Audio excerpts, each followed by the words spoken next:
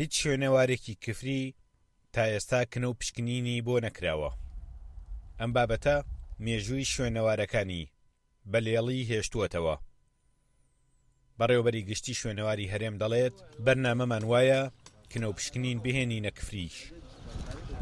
بابەتی تەنقیبات بابەتێکە وەکو باسم کرد، ینی هەرێمی کوردستان ناوچەیەکی زۆر گرنگە لە عەسری حەزەری قەدیم 100,000 ساڵ بەر لە ئێستا تا دەگاتە ئێستا ناوچە شوێنەوارەکانەوە دەبێت ئەو تەنقیباتێکە دەکرێت بە پێی اختصاسات بێ، بە پێی پسپۆری یان ئەو تیمانەی یان ئەو پسپۆری شوێنەواریەکە لە بوارەکە ئیش دەکا ناوچەکە هەڵبژێرێ، ینی بگونجێ لەگەڵ اختصاسەکەی ئەو کەسا. و ئێمە بە تاکیدیش وەکو باسم کرد سەرەتا گەرمیا هیچ تیمێکی نەبوو، ئێستا 3 تیم کاری لێ دەکەن و ئێمە ڕووپێویشمان کردووە و ناوچەکەی گەرمیان بە تایبەتی بڵین ئەوەی کە باز دەکەی کفری سەردەمە مێژوویەکانی پێگە شوێنەواریەکان لە پلانی خۆمان پێشکەش دەکەین بە زانکۆ پەیمانگانی و دەوڵەتەکانی پسپۆری بواری شوێنەوار بۆ ئەوەی سەردەمە مێژوویەکان دیار بێ و هەر کەسێک ئامادەی تێدا بوو بەهاوبەشی لەگەڵ ئێمە پێ ڕێو شوێنە یاساییەکان لە هەرێمی کوردستان کاری پێ دەکرێت لە بواری شوێنەوار مۆڵەتیان پێدێن و کار ئاسانشیان لێ دەکەین.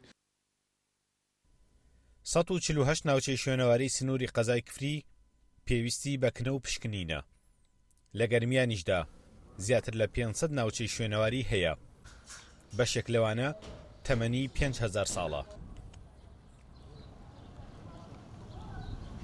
گەرمیان ناوچەیەکی دەوڵەمەندە لە ڕووی شوێنەواریەوە، بەڵام بەداخەوە تا ئێستا تیمە بیانیەکان بەو شێوەی کە لە بۆ شوێنەکانی تر ڕۆشن تا ئێستا بۆ گەرمیان نەهاتوونە.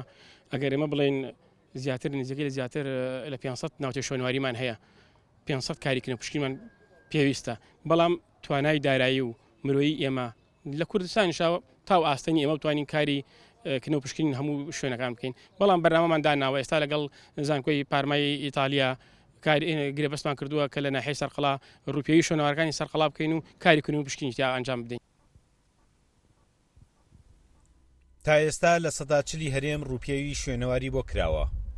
زیاتر لە 5,000 ناوچەی شوێنەواری دەست نیشان کراون، بەڵام دەستی کنە و پشکنین بە هیچ شوێنەوارێکی کفری نەگەیشتووە.